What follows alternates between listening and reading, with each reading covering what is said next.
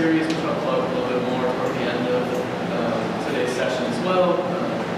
It's meant to help students and postdocs explore their career options after they're done career due, and make some connections and figure out how they can actually get into these different kinds of career paths. So today, the way I'm going to run today's session is I'm going to have the panelists introduce themselves, and then I'm going to ask questions for a half-ish hour or so. I'll open it up for you all to ask questions for, again, about a half hour or so. And then I'm reserving the last 15 minutes of the time that we have today for time for you all to come ask questions of the panel individually. So usually that's kind of more personal questions, like here's where I'm at, what are your recommendations for me in particular is a good time during that last session. When you're asking questions amongst the crowd, try to keep it a little bit more general and broad for everybody else to learn. And so with that, I will allow the panel to get started. I'll start off. So my name is Nysewander. I am Director of Data Science at Fidelity Investments. I have a very non-traditional background, as most data scientists have right now. I got my PhD in astrophysics at UNC. I graduated from there in 2006. I went on to do a postdoc, realized that I did not enjoy academia, and there are no other jobs. There's really no astronomy jobs other than that. So I looked around. I did some consulting with the EPA for a little while, and then wasn't too happy with government either.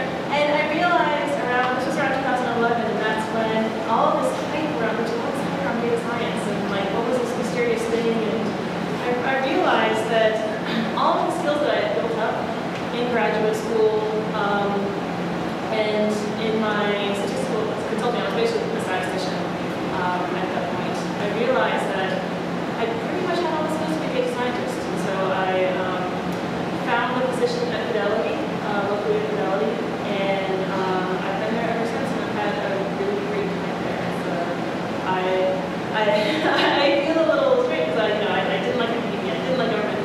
I love the finance world. I love it here.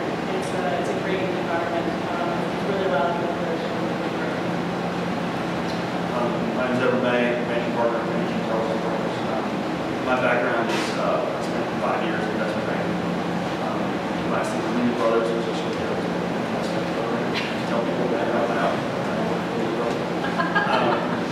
Then I got an MBA and a Master of Environmental Management here at Duke, and so my science background is really, I just like the types of sciences. It's just what I do. It's people something to take on the resume. Got people interested in here. Spent 8.5 to 9 years with alternative energy, private equity firm based out of San Juan, California, and really was focused on energy coming out of obviously all of that period of time. And at EIP, we're a small shop, we're an advisory investment firm. We work with a lot of large companies with energy innovation, energy technologies, that sort of thing, but also with startups. Operates a bit of the incubator for small startups in the area, but also international with some large labs and things like that. Being built in this My name is Paul Klenk. I work at Research Square. Our latest brand with AG, American Journal Experts, which has anybody heard of AG? How many people have heard of it? So, we do a lot of things to help researchers like yourselves publish their work. We do editing. We also create videos of research papers and things like that, research ideas for scientists, for figures, publications, figures, that sort of thing. So we do a lot of things right around that publication space. And my role, my story started here in engineering. I got a PhD in engineering in 2006. While I was working with my degree in mechanical engineering, I got very involved with K-12 engineering education here.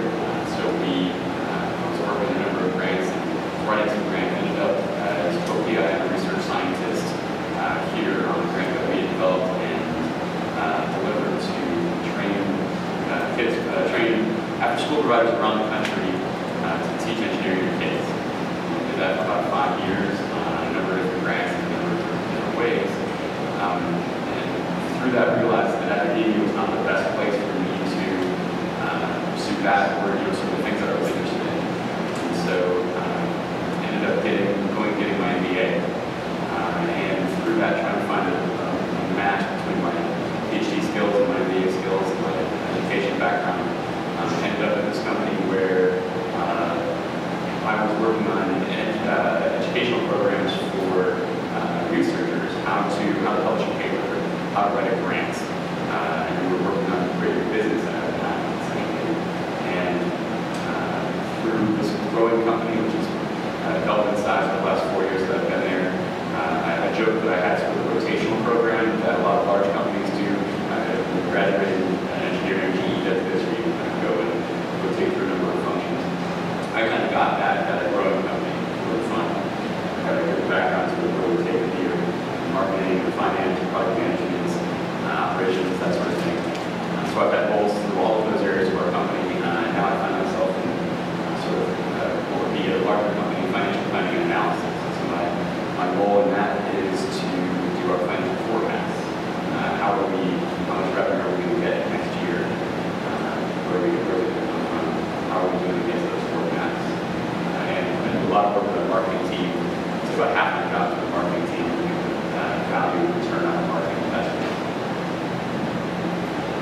So two of you have MBAs in previous times. For Paul and Edward, what did you gain from doing an MBA? What are the skills that you feel like you developed there that you can use now? And then for Melissa, have you considered getting an MBA before, or is it not quite as relevant to your particular career? Sure. So I came out of investment banking, so from a sort of nuts and bolts standpoint, I do a lot of stuff that I was taught in business school. So certainly from financial analyst, accounting standpoint, and the things that MBA got me, one is it's a bit of a validation. When you want to look for a job, it's moving probably to kind of an MBA or a CFA, which is a chartered financial analyst. What I learned that I didn't have in investment banking is strategic thinking. I thought that was a valuable skill to learn how to break problems apart and how to be strategic. And then networking. You meet a lot of great people, a lot of people who you will, for the rest of your life, reach out to. LinkedIn has its pluses and minuses, but one of the great things is when you're trying to figure something out, what I do this all the time. I really don't talk to my peer, I know they're doing this, and that's something what they're doing. I'm going, I've got a year ahead of me, we reach out. So it's that, that network, that building network, entire life. Building network. It can be a pain in the ass, but it can also be a lot of fun when you read that to my kids. Absolutely. So, having done a PhD, that was a little bit after that, because I've been in school for full time for 5 years, and we were working on that, and then I was in research science for 4 years. So it would have been hard for me personally to spend 2 more years and go back for it, sort of with the traditional big-time MBA.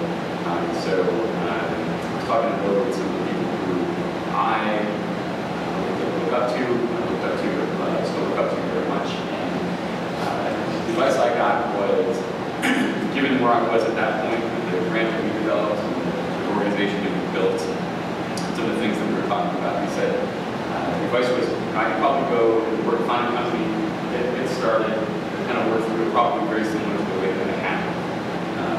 And the MBA would probably put me 3 to 5 years ahead, getting on my track, sort of working my way through that company. So I agree exactly with the types of things you learn.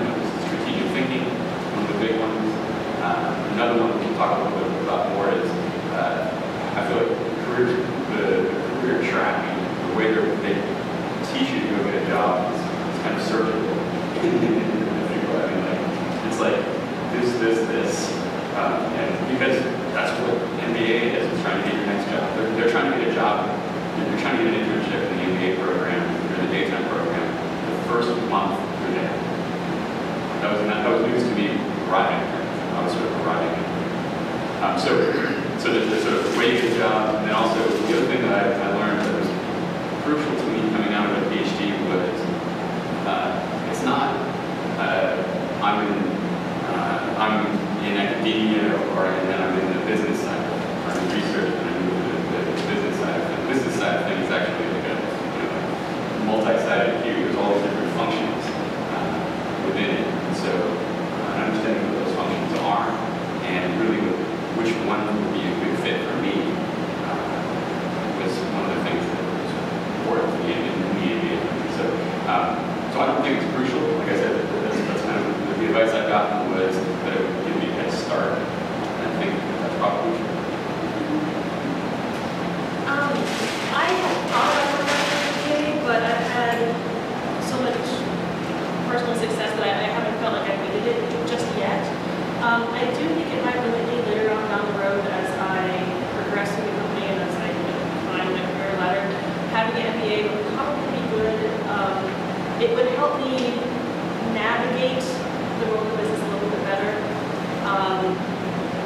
But I haven't, right now it's not an optimal. There are some things that I think like thinking strategically, I think that will, what I would learn in the business will help me there. But not a necessity. Something that Will already alluded to was that idea of networking and using LinkedIn, which actually now I'm all using LinkedIn just to put it down a little bit. So how has meeting current professionals, aka networking, been helpful in your career path? I'd say it's been crucial. So I was sort of saying that they really teach you sort of this strategy to go out and do this. And I mean, I heard this a number of times when I was in graduate school, so it's not like it's new information. But basically, the idea was go find companies you're interested in, go out and go find functions that are similar to the things you're doing. Look through the Duke Alumni Directory or LinkedIn, either way. Find alums who are there doing stuff that's kind of close to what you think you want to be doing. And they're going to reach out to them and say, I'm interested in what you do. And this is going to be crucial to you in two ways. The first one is actually the most important one. That is, it's going to teach you what they do. You've got this idea, like, I had this idea, I want to do like this person. I want to be working in a role kind of like that person. And then when I went out and started talking to those types of people, and really sitting down and having conversations about what they do, I got a sense that some of them, no, I didn't want that. I didn't want that. But some of them I really did. And it really helped me kind of hone my focus and is still helping me hone my focus on kind of where I want to be and where I find myself. So that's important. And then secondarily, once you've had that conversation with somebody at that company, then when you put down a resume at that company, you say you talk to so-and-so, your resume is more likely to get a second look when you had that conversation. From my standpoint, as I alluded to, I'm working with 4 or 5 companies at that time, and so network is critical.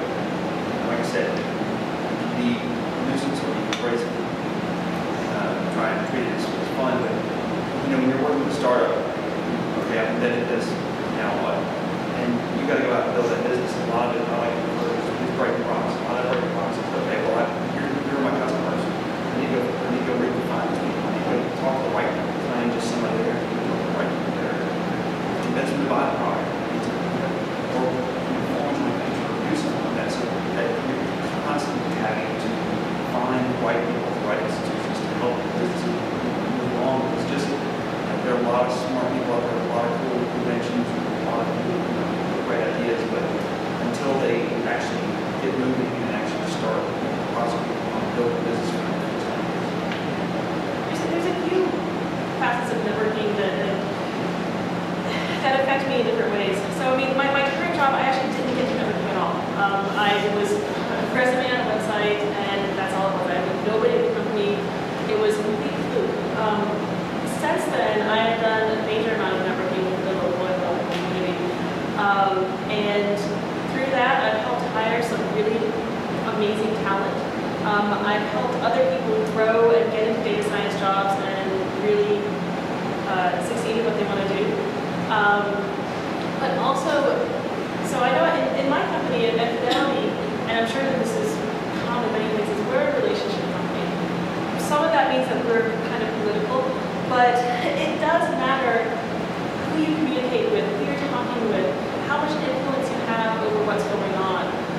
A lot of decisions are made not just by sheer logic. Shocking. A lot of them are made by being able to influence others, and that's a part of networking. The more people you know at a company, the more resources you have. If I need to get some data at work, I know who to call because we have a good relationship with them because I've gone out and I've met with people. So it's important before you get a job. It's important after you get a job. Here's a two-part question. What's either a favorite part of the work that you do now, or your favorite project that you've worked on in your job? And then the second part is, what's an annoying part of the job that you've done?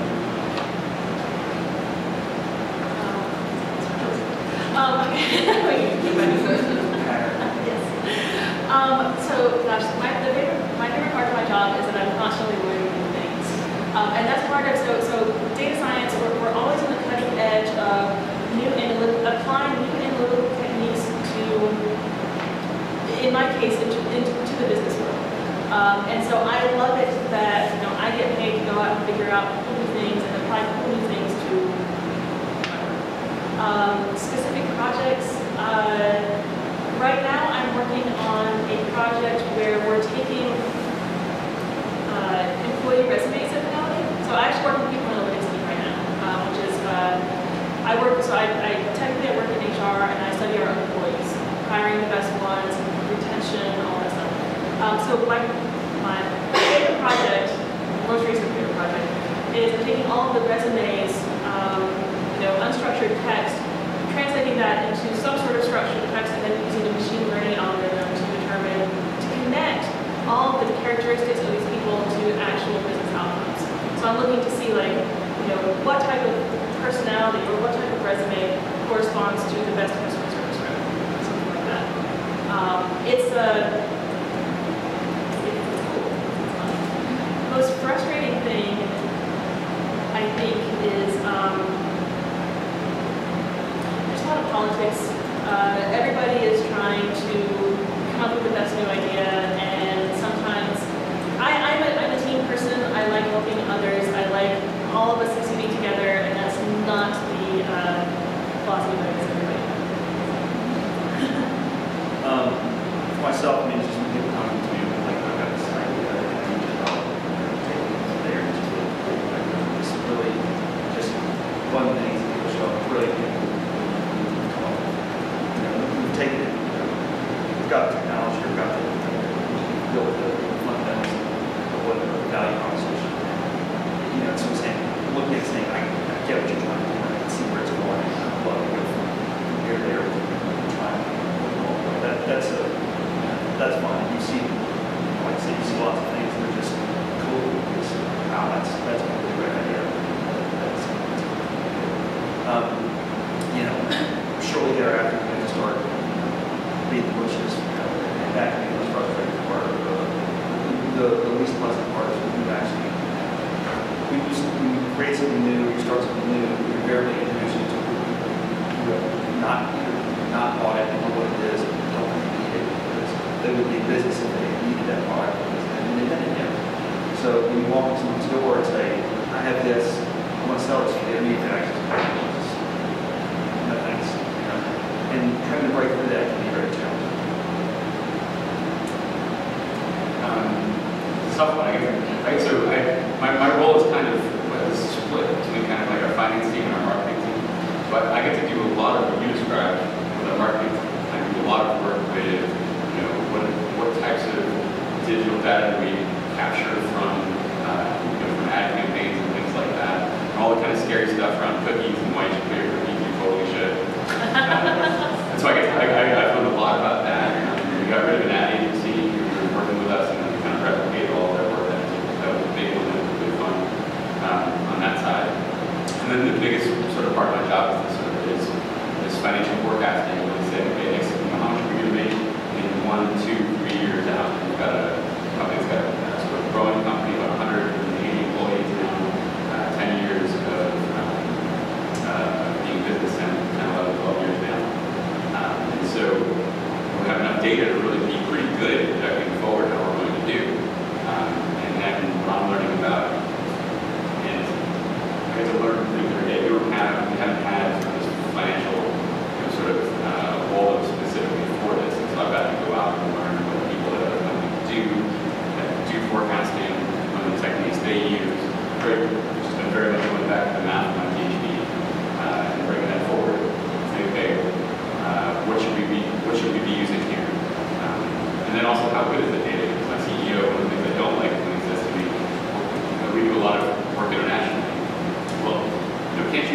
progression that involves, how much money we're spending in marketing and how much what the foreign exchange rate is right now, and this and that, to kind of what we're doing. I was like, well, let's what we're doing again before that. Let's take one step before that. let's just look at our historicals, and then let's take a look at whether or not that foreign exchange rate is as important as you think it is. And sometimes it is, sometimes it isn't. So so I would say it's a couple of different projects that I get to do. Some fun things, and that's a fun thing is when I'm asked to do things that are sort of not possible. I guess one other thing that's interesting for me is that we talk about politics. Our company has a lot of that. There's a lot of kind of the idea of which ones of these businesses should we be in most. A little bit of that. What should we be in sort of our newer investments? Should we be investing in our current business, trying to grow that? Should we be trying to develop future products? And that sort of 3 to 5 year kind of product. I sit in an interesting position in those things because I get to kind of almost like the referee right now. I'm the one that's sort of trying to take the data and say, look, I know that we think that that's what our product is doing. It's not black and white, it's gray, and your product's gray. So this is the first subject of applications as a thing. What do you or hiring managers at your companies look for in resumes and companies? How can investors and postdocs themselves stand out?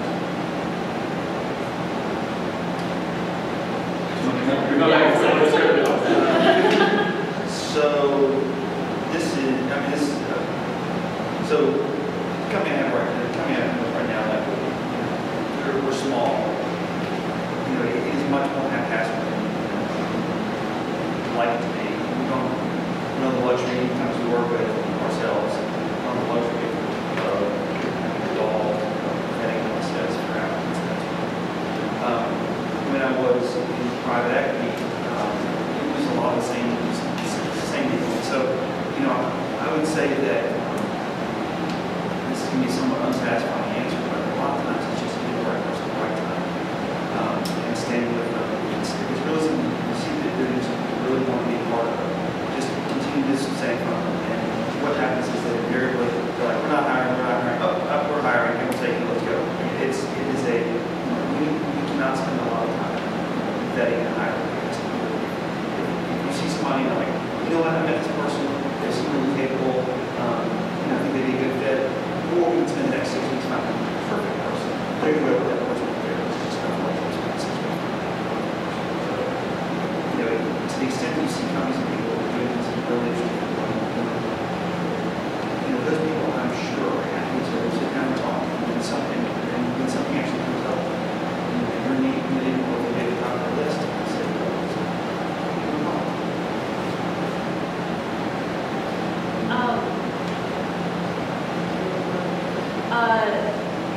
so Fidelity, I work in Fidelity has a massive team, talent acquisition that, for data scientist roles, the first person that sees your resume is somebody in talent acquisition and they have no idea what a data scientist does or the skills that they need. We've been working with them to try to teach them, but we've gone through rounds of hiring where somehow I get applications. There was some guy who was a manager of owned a chain of Dunkin' Donuts stores, and I was like, this isn't the type of resume that I want to see. I want to see a resume from, honestly, I think that PhD scientists quantitative scientists make the best data scientists. That's what I want to see on a resume, to be honest.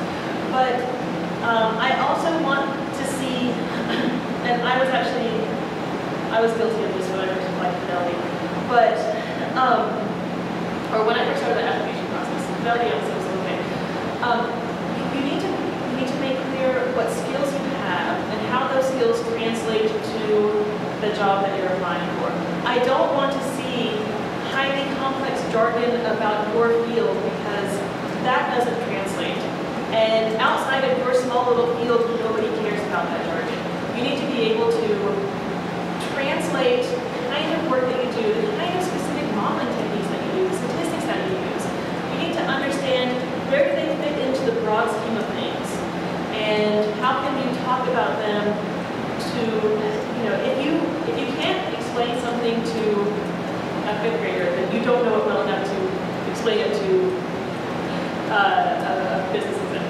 No offense to business success. But you need to be able to explain things, you need to be able to tell stories. And on a resume, you very much have to change it to speak to the people that you're going to work with. I totally agree with that. At our company, I got sort of participated in how our hiring process evolved. So when I got there, it was very haphazard. We were on the smaller side. It's, some roles becoming more, a little bit more somebody sees it first, and then somebody else looks at it, and so on. I'd say the companies are, hiring is a very risky thing for the company. If they hire the wrong person, that ends up being a lot of wasted effort in terms of training, and it takes a long time to recover from poor hiring. We've had a couple of them, and so a couple that just didn't work out. It could be because they were a good fit for the company. It could be maybe it's not necessarily that they were not a very competent individual. It might be that their skill set doesn't meld well quite with the skill sets that we have right now. So as you're approaching companies, remember they are worried about hiring the wrong person. So anything you can do to remove that risk in their mind of hiring you is good. So what we want to do is sort of say, what I'm going to do, why is that good for this company? Not why is it good in general. That was the difference in academia. Like CV, you want to say like, I'm awesome, I'm amazing. You still want to say that in a resume, but it's got to, as what I'm saying, it's got to match what the needs of that company are and what that job posting is one of your highlights in talking to the company. So those would be the things I'm thinking. I have an example too of like one of the conversations that I had that I think kind of outlines some of this for me really well. I was interested in renewable energy kind of thing, but I know a lot of people in that program that you were in, and did a concentration in energy and environment, and was super interested in positions kind of like the companies like sort of like what you do. And so there was somebody in renewable investments at Google who there was a position in Google renewable investments. Well, that's not great. Let me apply that. That looks like what I want. And I then looked at my network, got it. I played with Frisbee with, pretty close with another school. Knew somebody who was at Google who was there. Turned out he was in the department that was hiring for this position. So the luckiest, Google's a big company. The luckiest kind of a connection to have. These are the types of connections that end up being really useful. This didn't result in getting a job, but it was really useful. So he was happy to talk to me. I called him up, had a conversation about the position. And that conversation was huge for me because my resume was sitting in a stack of things probably of 50 or 100 something like that. So I had the decision in my hands, and I was talking to the person who was probably at a group I'd be working with, see my resume, probably wouldn't see each other much. And unfortunately, it didn't work out. So there's three things we need for this. We're looking for this job. We're looking for somebody with a strong understanding of renewable energy, who's done international work, and who has a strong investing background, strong finance background. I'm sitting here now talking about finance, I'm doing the MBA on finance. And so ultimately that I basically was able to end the conversation right there and say, look, I can nail the first two out of the park for you. The first one, and the last one, I was one of the tops in my class, and in that class, I can't give you the real world experience, so that's what your team needs right now. I'm probably not in person. And so a couple things about that conversation. One, obviously it didn't work out well, but I could have just banged my head against the wall for months trying to get into that thing. Instead, I made an advocate, who's basically willing to email anybody on my behalf at Google to try that a couple of times. And also, was able to kind of work through and get to what it was that they were really looking for. The posting didn't say using the free thing at Google, it's 10 to 15. So those are the types of conversations that can be useful. And you really just want to help them out. Think about it from their perspective a little bit. If you keep doing that, it'll result in good things happening. So what are some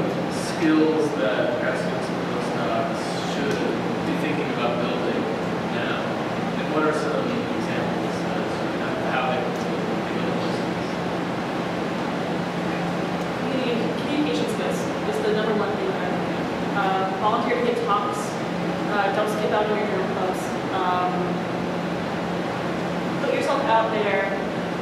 That's probably the number one thing. I mean, apart from like the obvious like statistics and stuff like that, but communication is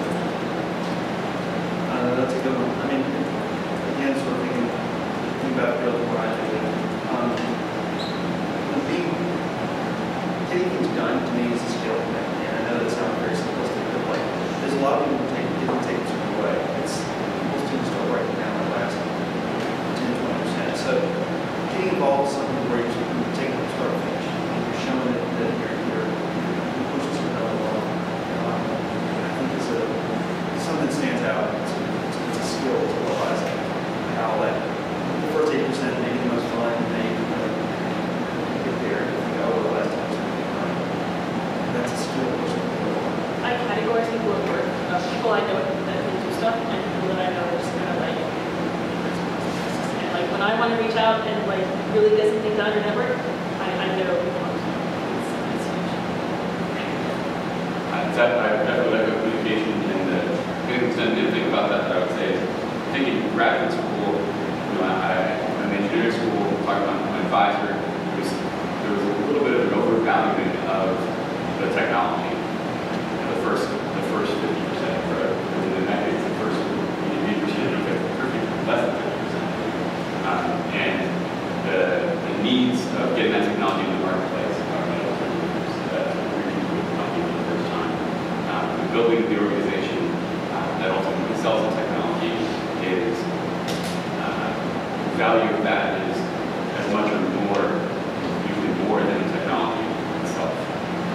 So that's one thing I would say. In terms of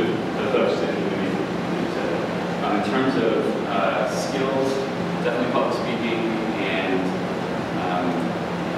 I would say the networking, and what I would say specifically about networking is kind of like what I said earlier, go out, talk to people at companies that are doing what you think you might want to do in 3 years when you graduate, or whatever it is. The sooner you can, if you start forming this idea in your mind, your mind likes to do this, the sooner you can find somebody that you think does that, the sooner you can determine, well, is that kind of like what I want, or should I take that fear over here? And so I would say keeping your career in mind early, being things like this, but then going out and talking to, like, forming what you think your career might look like, and testing and sort of hypothesizing about it, and go out and talk to people and test whether that actually exists or that might exist. And it'll help you tremendously when you start reaching out to actual companies, because you're going to have a sense of, well, I talked to this person, and they did this kind of role in a company. I think you guys need that. So for people in the audience that are looking to make their first move out of academia, what are some entry-level opportunities that they should or could be focusing on?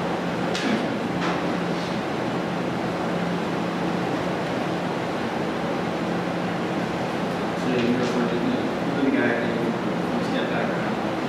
Yeah, like our particular job titles or particular functions within companies that you think would be good targets for them to make that transition.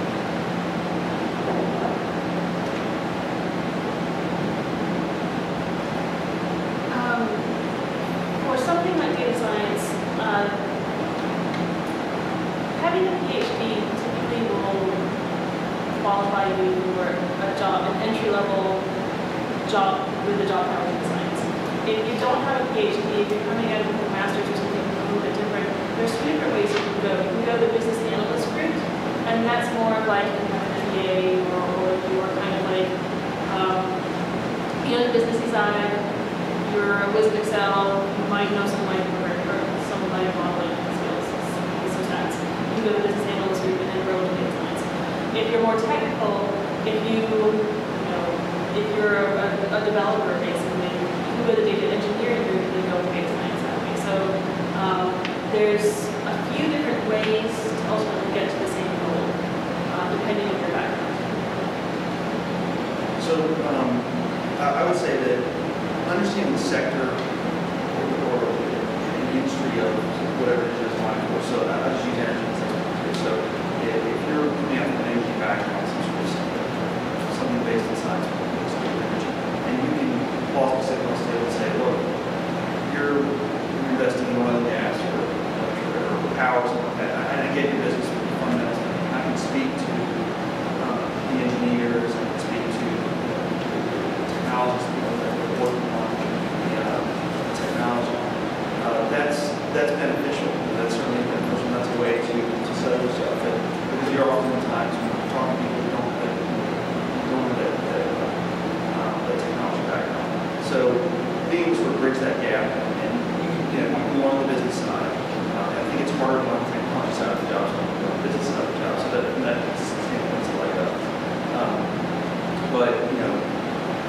being able to say, I get new business that you do. I've studied it. Certainly. Right. I agree with that. Now, I almost was going to say that what we're looking for is somebody who holds that opinion. When you're talking to people, some people will value that opinion, value that technology, and I feel like some people say sort of, why don't you do this or why don't you do that? A lot of people, I think, hold that opinion that if you have an understanding of your area, you can learn the business, you can learn this other piece of it on the job. You're looking to make an impression of people that feel that way at a company and see the value that you bring by having a strong understanding of that technology, and then telling, and then you want them to understand that yes, I can learn the business, I can learn the strategic side of that, I can learn how to market that, I can learn how to communicate that to the management team, or whatever it is that company needs at that time that you're interested in from a functional standpoint. Just an anecdote, my partner PhD scientist. When we walk through with new technology, or companies developing technology, they help somebody speaks mind, gets it, they help me go. There can be a standoffish, approach to things. So it is really very valuable. People, you'd be amazed with a lot of national labs. Not really the national labs, but the business guy. Okay, so tell me how you're going to screw me, because I know you're going to do it. And that's the assumption. And they see, a PhD class and people will get me. So, you're not. So it's a valuable thing to be able to have. Strategically, it also might be wise. Sometimes the bigger companies, especially the giant company, they don't always understand kind of different career pathways. So starting and focusing, looking at initial job hunts at startups. I think startups, they have a different mindset, typically very different. I'm sure business school and government, because there's different types of companies. And so a startup is going to be able to, it's more personal, the hiring is more personal. They understand that somebody might come in with a different skill set, but they still can grow and do the job. Whereas someplace like Fidelity, I was kind of a fluke. I had to really, I had to kind of prove to people over and over again that even though I was a full-time astronomer, I could do business. So I think startups are good. I would echo that. So for those who are still graduate students, postdocs, and a lot of work full-time, what are some ways for them to maybe try out these industries? Get a little bit of experience, but also just see, is this actually going to be a good fit for me? Either through internships or maybe even less formal, less time. Yeah, we definitely have internships. Not as many locally, but Fidelity definitely does have internships. I've worked with other data scientist groups where they have literally interns from STEM graduate programs. It's a thing. I would say, I think some of the people in some networks find something you can spend 5 hours a week a year. Everybody focuses on internship, and you can develop much more intimate understanding of business and a much better relationship with that business. And people, even if they don't work with them, people then advocate on their behalf. It's very important. I was in business school. I had a lot of companies. I'm sure there were people who were a lot more busier than I was. But you have not enough time. I had enough time before the technology. Joke, I had a friend of mine who was in business school in Carolina who set a schedule so he could almost my summer day. Literally at 6 days. He said to me, well, but that day is really hard. I'm in class from 8 to 3. Yeah, that's almost a full work. You're right. That's really hard. So, take the time to go out and try things out. Because, like what we do, we'll hire interns. We're not going to hire somebody during the summer. We'll have like, okay, we have a project we think is really interesting.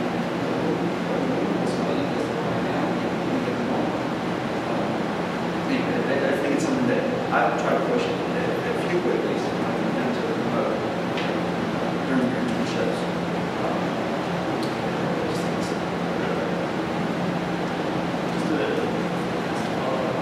How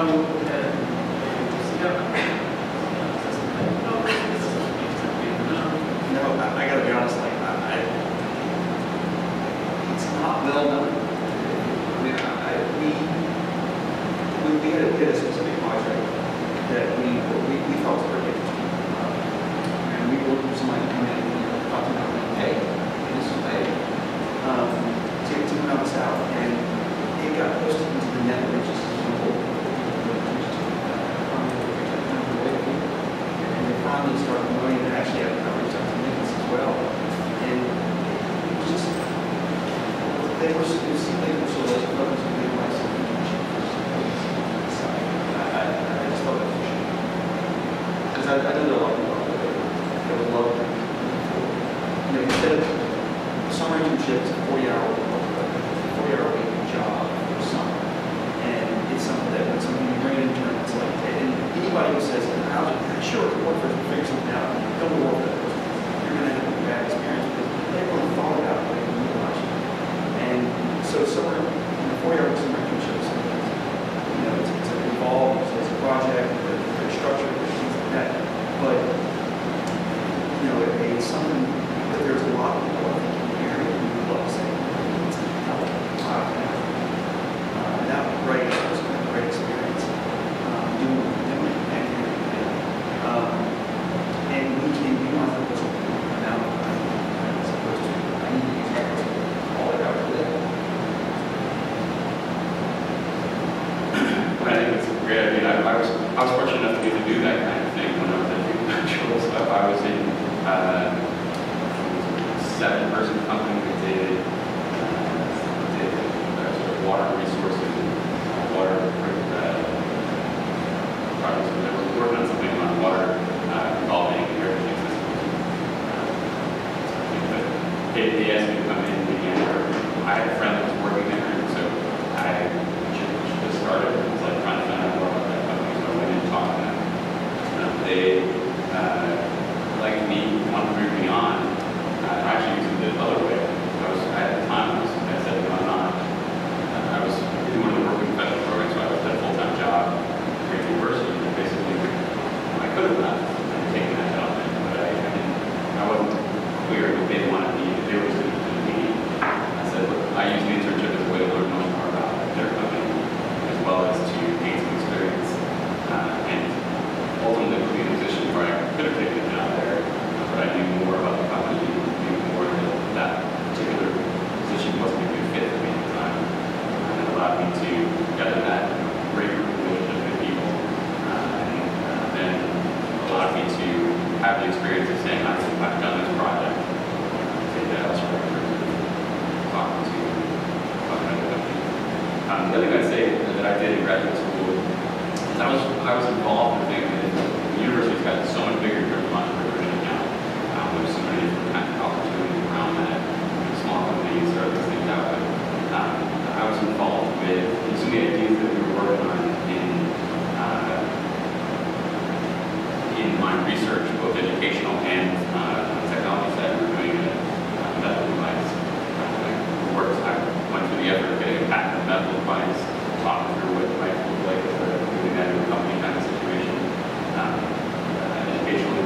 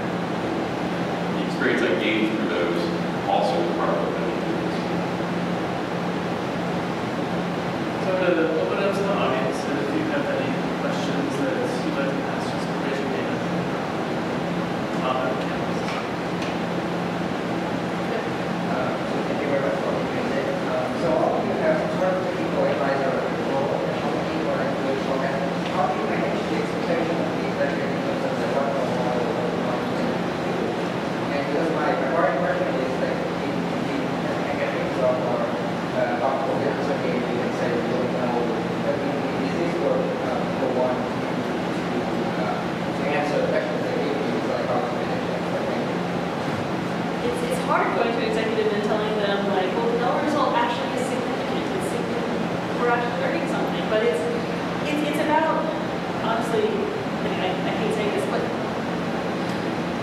it's about telling the right story. Even if the story is not that interesting, like I never felt that I've been pressured to like make up results. Definitely not, and I definitely never would. It's just not something that I don't care about. I still have the rigorous scientific background, and I'm like, oh gosh, that's horrible. Don't do that. But I do have to sometimes spin a story to make it interesting. I have to craft the results in such a way that people are it's a talent. So from my perspective, it's interesting that you say that the scientists were comfortable with gray area and executive concept. I kind of flip that around and say that in my company, I almost feel like the business people are more comfortable with the gray area than people who are sort of more have come from more of a science background. They just don't know sometimes. So I'm often in a position where I'm giving in that position where saying that this is what's going to happen and this is what thinks going to happen. And I tell them what I think is going to happen with level of certainty that I think that'll be true. But I also try to give them some range. A lot of these a lot of what we're doing is trying to remove risk. This is so let me just paint a picture for you here. This is a high potential, high risk opportunity. And we try to put some balance around that risk and some balance around that potential. This is a low potential, but low risk opportunity. Let me give you some balance on that. And that's what they needed to make their decision. And so what you're really trying to do is paint the picture. You can give them uncertainty, but you need to ground that in a question to help them answer the question they really have. Yeah, I think that's a good way to put it. I usually sitting on the side and try to figure it out. I think, sacrificing the good for the perfect is something that you got to be careful with. There's often, I think, to your point, which is good, often what somebody advised or my side is trying to figure out is, I get it with the risk that you're telling me. You don't know the answer. But what you're like, you're bound with risk. That's why I want you to tell me. Here's what I think it is with the respect to opinion. So if you tell me that that carries away, but then remember what's okay, if it fails, complete implosion, or what? If it succeeds, because invariably in business, I'm making a bet to get a payoff. If I knew the answer, probably never taking a chance is not risk reward perspective. It'd be great. But I get that what you're talking is not certain. It's you need to, sometimes you need to make that clear because and unfortunately sometimes we look at something 3 weeks later that what you told me was this. I didn't tell you this. I told you it was this, and you know this. And that's unfortunately just the nature of the situation. But this person has to make a decision. So it's I gotta give the best information I got. And it's 8:20 break. One thing to add to that, so I agree with all that, is the value of time. This is where you have to make a decision. I can make it happen. And so a lot of times, what you need to be able to give them is what's the best answer you can give me next now. You don't get, yes, I know you get much more certain if we're giving 1 or 2 more weeks, but what's the best we can do now and then what the Yeah, I remember being in academia, you would take a project to its very complete end. Everything was exactly perfect, and you cannot do that in business. You get to like 80%, and you're like, okay, I'm pretty sure it's this, and they're like, okay, business decision made, move on to the next thing. It's, if you were to finish every project to its exact complete end, and everything was perfect, you would be irrelevant, and nobody would listen to you. I would say, this is something to look for. A good manager fails for it's my decision, I made a decision, he gave me this information, but if they're like, you gave me the wrong information, well, that's a bad manager. And so related to all that, though, if you can get there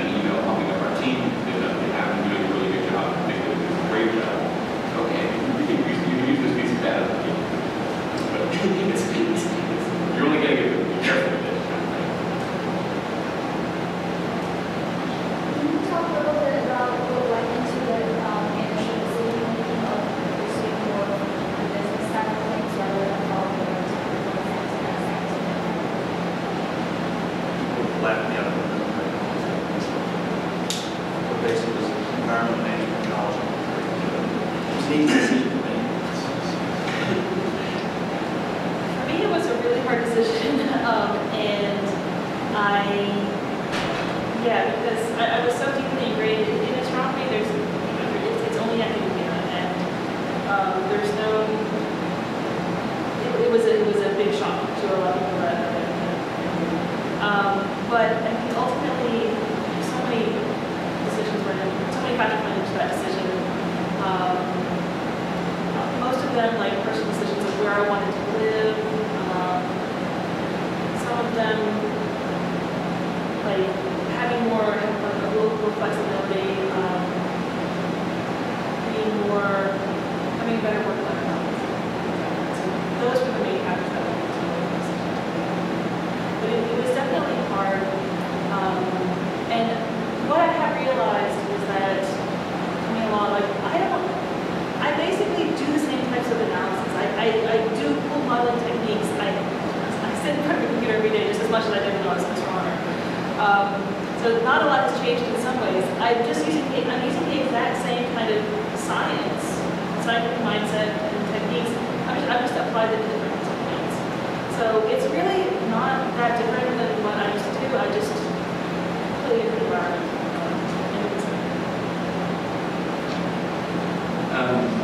When I was in the engineering PhD program, I feel like in engineering we live in astronomy because there's sort of all along there's a chance that I end up working in industry.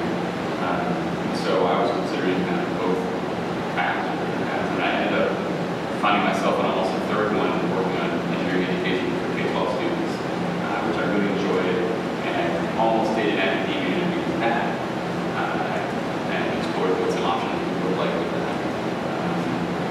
And ultimately decided that what I liked most about that was building organizations and building programs and not doing the research on the program, even though I had been doing that.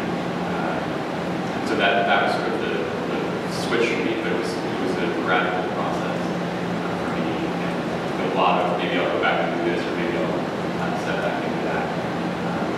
And now that I'm in financial and marketing role, I think that I would say that if you sort of look back over the last 10 years or so of my life, every 2 or 3 years, if I was to look ahead 2 or 3 years, I'd be doing something different. And then what happened was entirely different than what I expected. And so the value of my PhD and the value of my MBA work kind of went back and forth over that time. I do a ton of analysis now, and a ton of Excel now.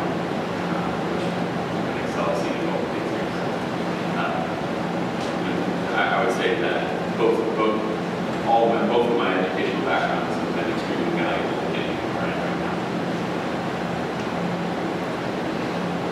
So I actually have a question about the work-life balance, because you just mentioned that, and I think a lot of the people, especially researchers, who've been, doing research in the academia environment for a long time, and then they got scared about stars, like, it's normal to get up work 9 p.m. every day, and it's normal to have, to work 6 days per week.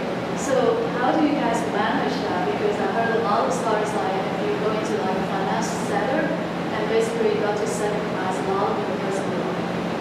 So how do you guys think about it? So when I was an astronomer, and this was how I worked, and this was how everybody, I worked at I worked at a very prestigious place, the place that runs the Hubble Space Telescope. And the astronomers there, they were astronomers. They woke up in the morning, they did astronomy, they started checking emails. At night, they were astronomers. There was no kind of work-life balance because it was all work. And they loved their work so much that they were fine with that. I didn't, and so that's part of the reason why. But no, I have great work-life balance now. Like I work so when I first started at Fidelity, it was I kind of forced myself to work a little bit longer hours. And now it really depends on where I am in a project cycle. Like sometimes I'll work like 35-ish hours a week. Other weeks I'll work like 60 hours a week. But it's very, like right now I have a lot of flexibility. Like I work half time from home right now just because I can. I have good work-life balance. As long as the only people I see in data science that don't are consultants. And so they do a lot of travel, they put in a lot of hours.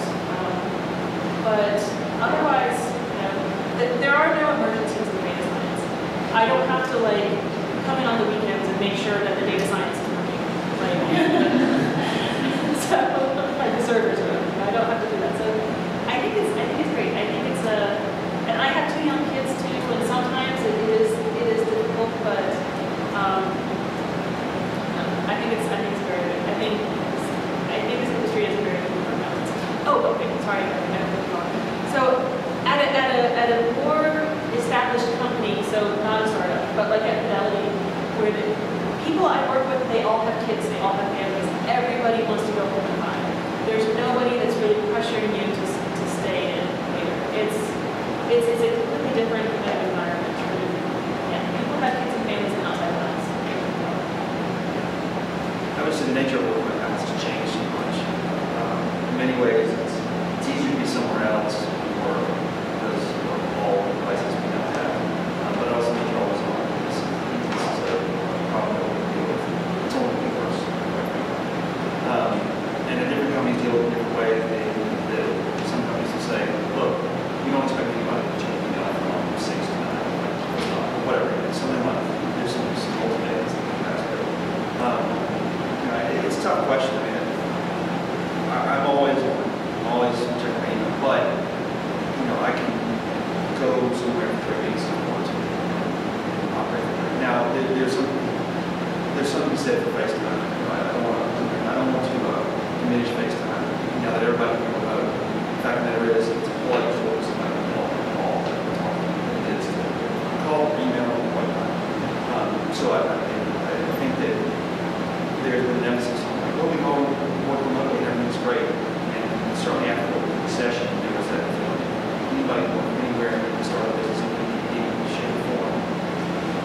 There's a bit of backlash to that. So FaceTime, for me, I like to but it's to sort of regularly address your question, it's just a large issue involved. How do you turn it off? Because even your situation, you can only 5, somebody may say, I think you should yeah. And that's the problem, whereas you might just say, you know what, I'll wait until tomorrow, because it's like tomorrow. Of course, you could say, sure. Everyone's smart, everyone's studious in this room, sure, I'll make the question. And that's where you end up digging yourself. I think a lot of it really, as you're talking to companies, you're talking to people, that has to do with the company and the industry. If what you're doing, if what you're doing work for is going to logo the weekend, then you're going to be on. That's it. That's doing an important business deal or that kind of thing. Investment banking, you talk about sort of starting there. I think that initially, sort of investment banking, the first couple of years, it was sort of mentality around it. We had an MBA, it was like if you went into that, then yeah, you're going to be pretty excited. Yeah, you're excited to do it. It was a big just exactly. But there's plenty of finance jobs that are outside of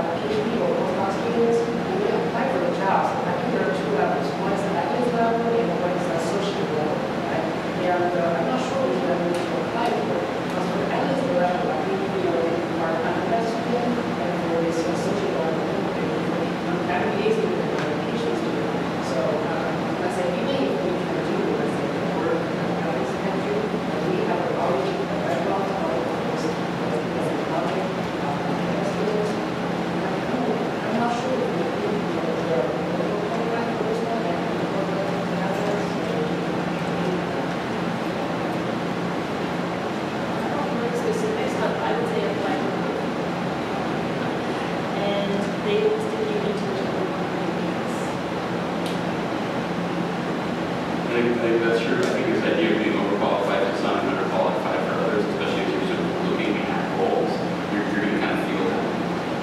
And what you're really trying to, if you're changing industries, such as this is, you often need to make a lateral move or you're going to move it slightly. If you really want to do this analyst kind of role, but if you get stuck in one that was for somebody putting an undergrad, that's not a bad thing. You've got the role you want, the place you want to be. You have your whole PhD worth of experience, which will help you move forward faster and totally different. You know so much more now than you did in your undergrad that you'll be able to capitalize on it over time. So similar to what she said, I would apply for both, but I would talk to the company to find out what it is, what they're looking for. A smart organization is not going to put you in a role that's beneath your skills, because you're going to leave. And I mean, making that clear to them, saying like, that you want a challenge and saying that you want a higher role, but you're not certain, or just apply for a higher role, and most of the people are, but yeah, talk to them about it. That's it. The other thing is that sort of like, I don't know, I mean, probably the same, but I'm not in a large company, but even between large companies, I think probably entirely different things. Yeah. So we really need to talk to them. What do they mean? What's your company mean by associate? What is it that, this is where you start talking to people who are in those roles. Go talk to somebody who, I mean, put an analyst who's just an undergrad for 2 years. Go grab somebody, maybe younger than you. Go talk to them about what they're doing. Find out what their day-to-day is.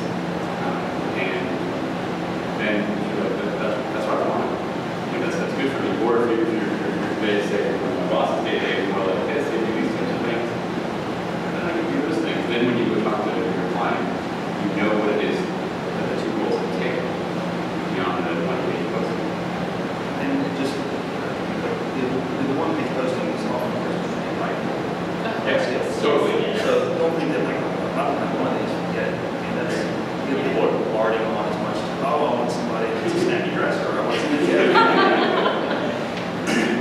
I've seen some data science job postings from Fidelity, from not mine.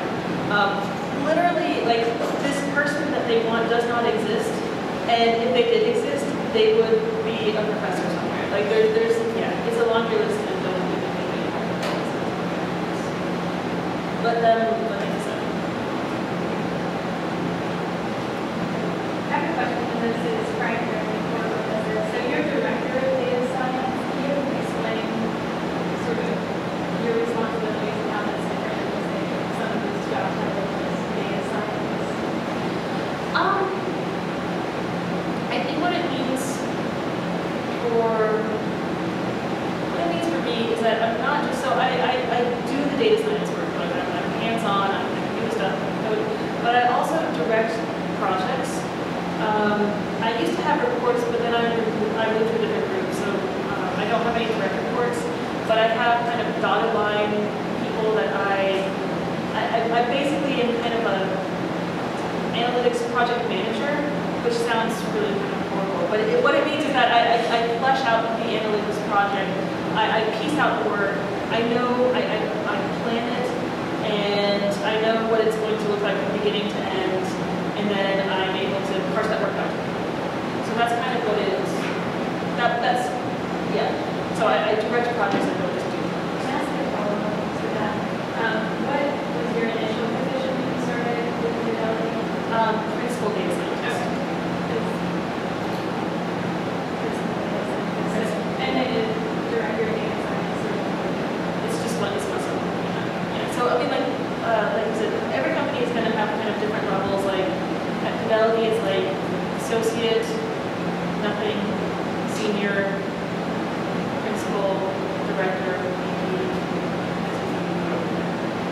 I might have missed one, but like there's a standard progression. But and she was saying those are different in different places. So when I started my company, I was in a director position. It was not related to financial analysts. Now I'm in principal head as a principal financial analyst. And the reason our company was very specific. They were like, well, if you're not managing, they wouldn't allow me to do the dotted line leads to director kind of thing. And so, I mean, I sort of fought for the title, and like, well, it's an equity